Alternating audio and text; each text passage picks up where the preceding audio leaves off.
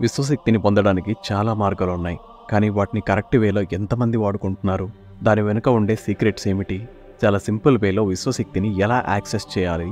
అది జరుగుతుంది అని చెప్పడానికి గ్యారంటీ ఏమిటి? ఇలా అనేక విషయాలు చాలా క్లియర్గా ఈ వీడియోలో చెప్పడం జరుగుతుంది. విశ్వశక్తిని మీరు పొంది ఇష్టకార్యసిద్ధి, బుద్ధి ప్రచోదనం చేయడానికి వినియోగించాలి. అది కూడా సక్రమంగా వినియోగించాలి. ఇప్పుడు చెప్పిన విషయాలను మీరు అనుసరిస్తే మీరు అనుకున్నది జరుగుతుంది. కానీ మీరు చెడు కోసం వాడుకుంటే ఆ కర్మ కూడా మీరు అనుభవించాల్సి ఉంటుంది. విశ్వంలో ఉండేది స్పేస్ అండ్ ఎనర్జీ. అది ఫ్లో అవుతూనే ఉంటుంది. దానిలోనే మీ దృష్టిలో మంచి మరియు చెడు అనుకుంటున్న పనులు జరుగుతాయి. విశ్వ చైతన్యాన్ని ఎలా కావాలంటే అలా మనం వినియోగించుకోవచ్చు. కానీ గుర్తుపెట్టుకోండి, ఏది ఇస్తారో అది ఖచ్చితంగా తిరిగి తీసుకుంటారు. మీరు ఏది కోరుకుంటే అది విశ్వం ఇస్తుంది అనిపిస్తుంది కదా. ఎందుకంటే మీరు విశ్వం వేరువేరు అనే రెండు భావనలు ఉన్నాయి కాబట్టి. వాస్తవానికి మీరు విశ్వం ఒక్కటే. మీకు ఏది కావాలో అదే సృష్టించుకుంటున్నారు. అందుకే కర్మ అనే ఒక కాన్సెప్ట్ వచ్చింది. అది తిరిగి వస్తుంది అంటారు. తిరిగి రావడానికి ఏమీ ఉండదు. మనం చేస్తున్న పనిని బట్టి అది ఆటోమేటిక్గా ఇనిషియేట్ అవుతుంది.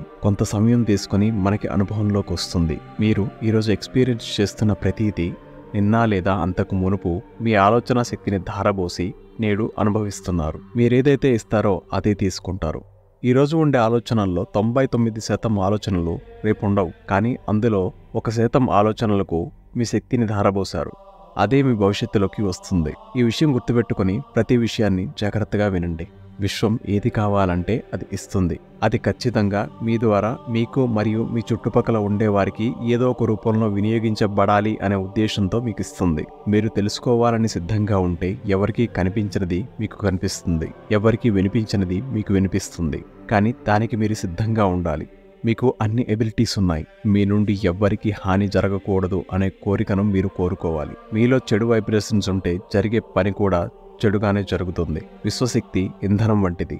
దానిని మీరు గమ్యం కోసం వినియోగించాలి. ఈ అనంత విశ్వ చైతన్యాన్ని ప్రతి ఒక్కరూ వారి ఇష్టకార్యసిద్ధి కోసం వినియోగించుకోవచ్చు. విశ్వం కూడా అదే కోరుకుంటుంది. ఇలాంటి కొన్ని విషయాలు చాలా వరకు గుప్తంగా ఉండిపోయాయి. వీటిలో కొన్నింటిని శాస్త్ర ప్రమాణాలకు అన్వయించి మన ఋషులు మనకి అందించడం జరిగింది. చేస్తున్న ప్రతి పూజలో, క్రతువులో పాజిటివ్ అఫర్మేషన్స్ ఉన్నాయి. ఆగమ శాస్త్రాలలో విశ్వ చైతన్యాన్ని ఎలా అందించాలి అనే అనేక విషయాలను పొందుపరచడం జరిగింది. సాధనలో కాస్తంత ముందుకు వెళ్లిన వాళ్ళకి దాని వెనుక ఉండే అంతరార్థం తెలుస్తుంది. విశ్వ చైతన్యాన్ని మీరు మంచి కోసం వినియోగించాలి అంటే దానికి సంబంధించిన కొన్ని విషయాలను ఈ వీడియోలో చెప్పడం జరుగుతుంది. విశ్వం ఎప్పుడూ ఆనందంగా ఉంటుంది. అది అందరినీ అలాగే ఉండాలి అనుకుంటుంది. మనం వేరు, విశ్వం వేరు కాదు. మనం విశ్వం ఒక్కటే. మనం దాని నుండి వచ్చిన పదార్థమే. అందుకే అహం బ్రహ్మాస్మి అంటారు. నేనే బ్రహ్మను, నా సృష్టి నేనే చేసుకుంటున్నాను.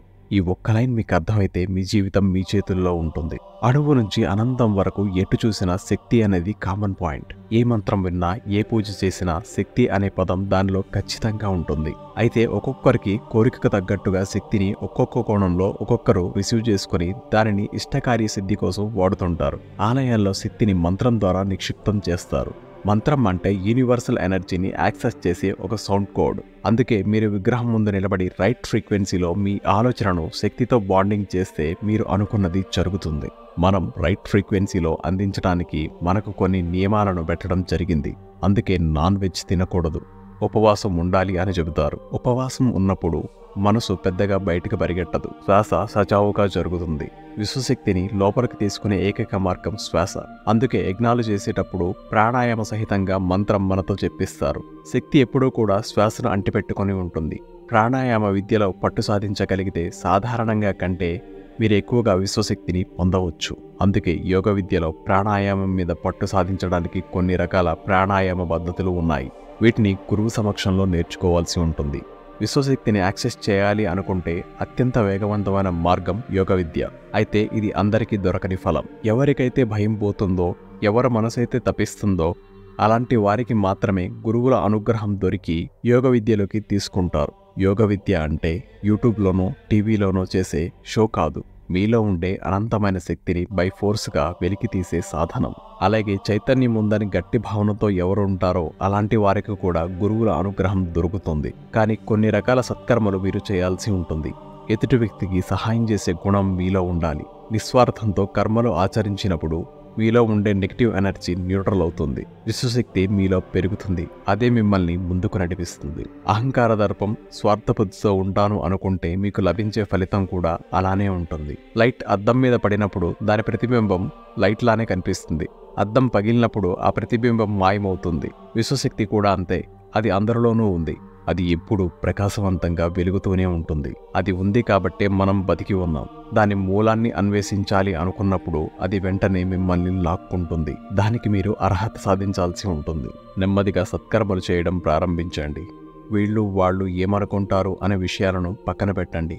తెలియని వాడు ఎన్ని కూసినా వాడి వల్ల మీకు ఎటువంటి ప్రయోజనం ఉండదు. మీరొక మాట మాట్లాడారు అంటే అది మంచి మాట అయి ఉండాలి. కొద్ది రోజులకు వచ్చే ఫలితం ఏమిటో మీకే అర్థమవుతుంది. మీలో ఎవరైనా మూగజీవులకు ఏదో ఒక రూపంలో ఆహారం పెట్టి ఉంటే అప్పటి వరకు మీ జీవితం ఒకలా ఉంటుంది. మీకు ఏది కావాలో అది అందుతూనే ఉంటుంది. ఒక్కసారి గుర్తుకు తెచ్చుకోండి. అందుకే మన పూర్వీకులు దేవుడికి నైవేద్యం పెట్టిన ఆహారాన్ని పక్షులకు పెట్టేవాళ్ళు. బియ్యం పిండితో చీమలకు ఆహారం పెట్టేవాళ్ళు. అవి మనకు శాస్త్రాల్లా కనిపించవచ్చు, కానీ అవి సకల చరాచర జీవుల పట్ల ఈ అనంత విశ్వ చైతన్యంతో మనల్ని ముడివేసే ప్రేమ బంధాలు. విశ్వం సహకరించాలి అంటే మీలో దయాగుణం, క్షమాగుణం, ప్రేమ తప్పనిసరి. ఈ పని చేయాలి అన్న దానికి శక్తి కావాలి. శక్తి లేనిదే ఏది జరగదు. ఈ అనంతమైన విశ్వశక్తిని మనం ఎలా యాక్సెస్ చేయాలి అనే విషయాలను తెలుసుకుందాం. సాధారణంగా ఆలయాలకు వెళ్ళి 108 సార్లు ప్రదక్షిణ చేస్తే కోరికలు తీరుతాయి అంటారు. ఎందుకు అలా జరుగుతుంది? గుడి గోపురాన్ని నిశితంగా గమనిస్తే అది త్రిభుజాకారంగా పిరమిడ్ షేప్లో ఉంటుంది. అది విశ్వశక్తిని తీసుకొని ఆలయం చుట్టూ శక్తి క్షేత్రాన్ని ఏర్పాటు చేస్తుంది. ఆ క్షేత్రంలో 108 సార్లు నిదానంగా ప్రదక్షిణ చేసినప్పుడు ఆ శక్తి మన శరీరంలోకి వస్తుంది. అప్పుడు మనం పాజిటివ్గా లేదా నెగిటివ్గా ఏం కోరుకున్నా ఆ రిసోర్సెస్కి శక్తి కనెక్ట్ అవుతుంది.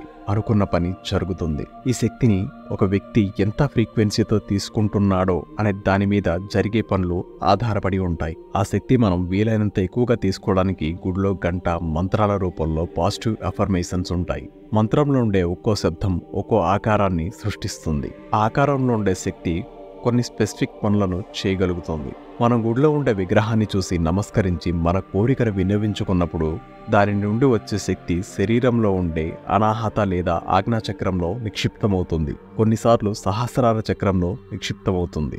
అది మనలో ఉండే పాజిటివ్ మాటలతో కలిసి మేనిఫెస్ట్ అయ్యి కోరుకున్నది మనకి దక్కుతుంది. ఇంకో రకంగా కూడా విశ్వశక్తిని యాక్సెస్ చేయవచ్చు.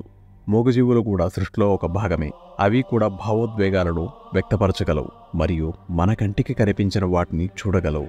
వాటికి ఆహారం పెట్టినప్పుడు అవి చాలా సంతోషం వ్యక్తం చేస్తాయి. దాని నుండి కూడా పాజిటివ్ వైబ్రేషన్ వస్తుంది. దానికి మీరు ఆహారం పెడుతున్నప్పుడు నేను కాదు, భగవంతుడు లేదా ఈ విశ్వ చైతన్యం దానికి ఆహారం పెడుతుంది అనే భావన చేయాలి. అలాంటి భావన మీలో ఉన్నట్లయితే ఆ విశ్వ చైతన్యం శక్తి మీలో 10 రెట్లు పెరుగుతుంది. చైతన్య స్వరూపుడైన కృష్ణ భగవానుడు కూడా విశ్వరూప దర్శనం చూపించే సమయంలో ఈ మాట చెప్పారు. ఏ కర్మ చేసినా దానిని నాకు అర్పించు, ఆ ఫలితం నేను చూసుకుంటాను అన్నారు. దాని రిజల్ట్ మీకు వెంటనే కనిపించకపోవచ్చు, కానీ మీరు సమస్యల్లో చిక్కుకున్నారు అనుకుంటే చాలు, వెంటనే అది బయటకు లాగేస్తుంది.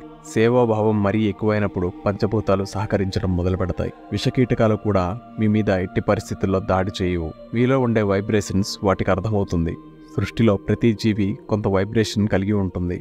ఏది కావాలని మన మీద అటాక్ చేయదు. మన వైబ్రేషన్ తేడా వల్ల మనకి ప్రమాదం జరుగుతుంది. ఈరోజు మనమందరం ప్రశాంతంగా ఉన్నాము అనుకుంటే దానికి కారణం ఎనర్జీ అండ్ వైబ్రేషన్.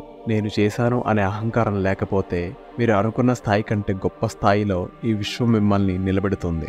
ఏదైనా ముఖ్యమైన పని మీద బయటికి వెళ్తున్నప్పుడు గోవులు కనిపిస్తే మంచిది అని చెబుతారు. ఎందుకు? గోవులు ఎప్పుడూ కూడా పాజిటివ్ ఆలోచనను కలిగి ఉంటాయి. అవి నిత్యం ప్రేమను తప్ప ఇంకొకటి ఈ సృష్టిలోకి విడిచిపెట్టవు. అందుకే దానిని మన ఋషులు దేవతా శక్తిగా పూజించారు. మీరు బయటకు వెళ్లే సమయంలో వాటికి మంచి ఆహారం ఇవ్వండి. అవి మనస్ఫూర్తిగా తింటే మంచి వైబ్రేషన్స్ని విశ్వంలోకి విడిచిపెడతాయి. దానికంత శక్తి ఉంది. మీరు అనుకున్న పనులు సక్సెస్ఫుల్గా అవుతాయి. ప్రకృతిని ప్రేమించండి, దానిని గౌరవించండి అని చెప్తారు కదా, అందులో కూడా విశ్వశక్తి రహస్యాలు ఉన్నాయి. మనం చెట్లను పూజించినా పూజించకపోయినా వాటికి మనకి నిత్యం అవినాభావ సంబంధం ఉంది. మీరు వద్దనుకున్నా ఆక్సిజన్ ఇస్తాయి, మీ నుండి కార్బన్ డైఆక్సైడ్ని తీసుకుంటాయి. ఎప్పుడైతే మీరు ప్రకృతికి సహాయం చేస్తారో అది కూడా మిమ్మల్ని సహాయం చేయడం మొదలుపెడుతుంది. ఏ పని చేయాలన్నా పంచభూతాలు సహకరిస్తాయి. పంచభూతాలలో ఏ ఒక్కటి సహకరించకపోయినా మీరు అనుకున్న పని జరగదు. మనందరం విశ్వ చైతన్యం చేత ఆశీర్వదించబడ్డవాళ్ళం. మనందరి కోరికలు తీరడానికి మనం పడుకోగానే కొంత శక్తి శరీరంలోకి వస్తుంది, కానీ అందులో 90% శక్తిని మనం అనవసర విషయాలకు వినియోగిస్తున్నాం. ఆ శక్తి మీకు పని చేస్తుంది అని చెప్పడానికి మీరు ఒక ప్రయోగం చేయండి. మీరు రేపు ఏం చేయాలి అనుకుంటున్నారో దానికి శక్తి కావాలని మీ కనుబొమ్మల మధ్యలో ఉండే ప్రదేశాన్ని ధ్యానించి పడుకోండి. దానికి సంబంధించిన ఐడియాలు పొద్దున లేచిన వెంటనే వస్తాయి. వెంటనే ఇంకో పని మీద శక్తిని వృధా చేయకుండా కేవలం మీరు నిన్న ఏది కోరుకున్నారో దాని మీదనే దృష్టి పెట్టండి. ఆ శక్తి వల్ల మీరేం చేయగలరో మీకు అర్థమవుతుంది. మీకు ఒక పని జరగడం లేదు, ఆ పని ఖచ్చితంగా జరగాలి అనుకుంటే ఒక మొక్కను నాటండి. దానితో పాజిటివ్గా మాట్లాడండి. మీ మాటలు వాటికి అర్థం కాదు అని మీరు అనుకుంటారు, కానీ మాట నోటి నుండి ఎంత అనురాగంతో వస్తుందో దానికి అంత వైబ్రేషన్ ఉంటుంది. ఆ వైబ్రేషన్ వాటికి తప్పకుండా అర్థమవుతుంది. దానికి మీరు శక్తినిస్తున్నారు అంటే అది మీ రుణం ఉంచుకోదు, అది కూడా దాని శక్తిని మీకు ఇస్తుంది. ఈ శక్తిని మనం ప్రత్యక్షంగా పరోక్షంగా అనుభవిస్తున్నాం. కావాలంటే బ్యాక్ టెస్ట్ చేసుకోండి. ఎవరైనా ఆకలితో ఉన్నవాడికి ఆహారం పెట్టి చూడండి, మనసుకి ఎంతో ఆనందం వస్తుంది. అది ఎక్కడి నుండి వస్తుంది? లోపల ఉండే విశ్వచైతన్యం ఒక్కసారి ఆనందం వ్యక్తం చేస్తుంది. అందుకే మీలో ఆనందం కలుగుతుంది. అలా కలిగింది అంటే ఆ శక్తి మీ శరీరంలో నిక్షిప్తమైందని అర్థం. దాని రిజల్ట్ కూడా ఏదో ఒక రూపంలో మనకి తప్పకుండా అందుతుంది. నేను ఒక వ్యక్తిని చూసా.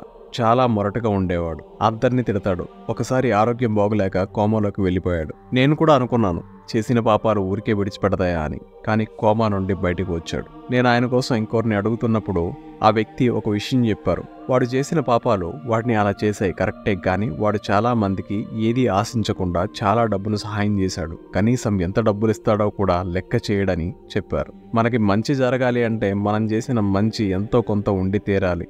ఆ ఫలితం ఉన్నన్ని రోజులు మనకి మంచి జరుగుతూనే ఉంటుంది. కావాలంటే మూగజీవులకు ఆహారం పెట్టండి, కానీ బ్రహ్మార్పణం అనే భావనతో చేయండి. మీకు ఆది శంకరాచార్యులు గుర్తున్నారా? ఆయన భిక్షాటన చేయడానికి కడుపేదరాల ఇంటికి వెళ్ళి భిక్ష అడిగితే ఆమె దగ్గర ఏమీ లేని స్థితిని చూసి శంకరాచార్యులు లక్ష్మీదేవిని అనుగ్రహించమని అడిగితే నేను అనుగ్రహించను అని చెబుతుంది. తాను గత జన్మలో ఒకరికి కూడా సహాయం చేయలేదని బదులిస్తుంది. అప్పుడు శంకరాచార్యులు మీ ఇంట్లో ఏది ఉంటే దానిని నాకు భిక్షగా ఇవ్వు అని అడిగితే ఎండిన ఉసిరికాయనిస్తుంది ఆ పేదరాలు. అప్పుడు లక్ష్మీదేవి ధనవర్షం కురిపిస్తుంది. మహానుభావులకు ఎవరి దగ్గర ఏముంటుందో తెలియదా? తెలుసు.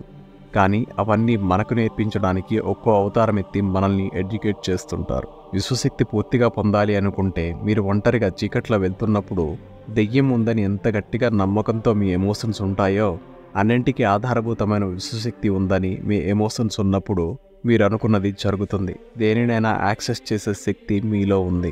మీరు దేనినైతే ఎక్కువగా ధ్యానం చేస్తారో అలాంటి పరిస్థితులే మీకు ఎదురుపడతాయి. మీరు ఎంత ఎక్కువగా అటెన్షన్ పెడితే అంత ఎక్కువగా ఈ విశ్వం స్పందిస్తుంది. మీరు నిజంగా నిశ్చయంగా నేను విశ్వశక్తిని పొందుతాను, అది నేనే అని అర్థం చేసుకోవాలి అనుకుంటే చేస్తున్న ప్రతి పనిని గమనించండి. ఏం మాట్లాడుతున్నారో దాని మీద దృష్టి ఉంచండి. నీళ్లు తాగుతున్నప్పుడు కూడా ఆ నీరు ఎలా వెళుతుందో గమనించండి. నడుస్తున్నప్పుడు ఆ స్పర్శను గమనించండి. తింటున్నప్పుడు పూర్తి కాన్షియస్గా తినండి. చూసేటప్పుడు ప్రతిదాన్ని సాక్షిగా చూడండి. కొద్ది రోజులు ప్రాక్టీస్ చేయండి. మీరు నెక్స్ట్ లెవెల్లో ఉంటారు. సర్వేజన సుఖినో భవంతు.